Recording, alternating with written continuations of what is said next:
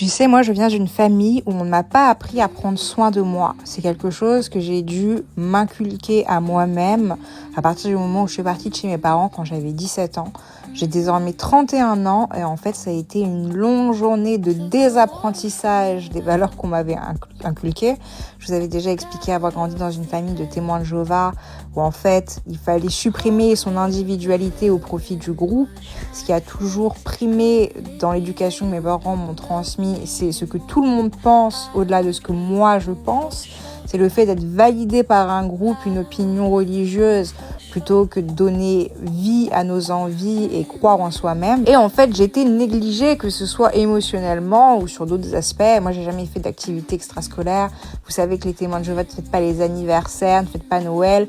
Donc bref, j'étais très isolée. J'ai décidé de partir parce que quand j'avais 15 ans, j'ai fait une tentative de suicide. Et en fait, moi, je pensais que la vie était un naufrage, si vous voulez. J'avais très peu d'espoir. Et ce qui m'a donné envie de continuer à vivre, c'était l'idée de partir de chez mes parents quand j'ai eu 17 ans. À 17 ans, je suis partie sur Paris. À Paris, j'ai rencontré des gens. Et comme bien souvent, quand tu grandis dans une famille où en fait, on ne te laisse pas l'espace pour te créer des relations, pour te faire des amis, t'as pas le droit de fréquenter les gens, personne n'est jamais assez bien. Tu t'entoures de gens qui t'acceptent et tu t'entoures surtout de gens reproduisant les mêmes schémas toxiques que ceux auxquels tu es déjà habitué.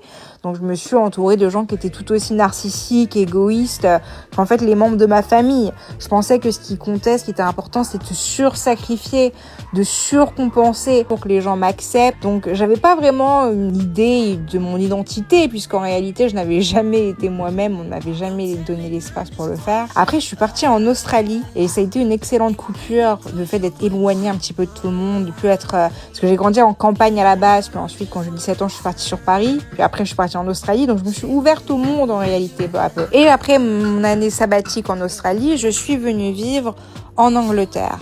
Et l'Angleterre, ça fait plus de 10 ans que j'y suis.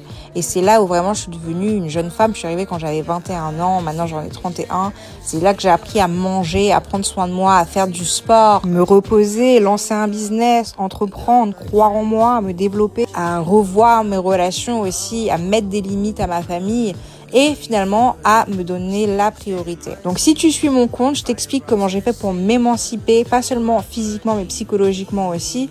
Et puis surtout, je te montre comment la nourriture peut être une porte vers le monde pour t'aider à te renforcer. Bref, j'ai plein de choses à te raconter, donc abonne-toi si ça t'intéresse. On a encore plein d'aventures à vivre ensemble.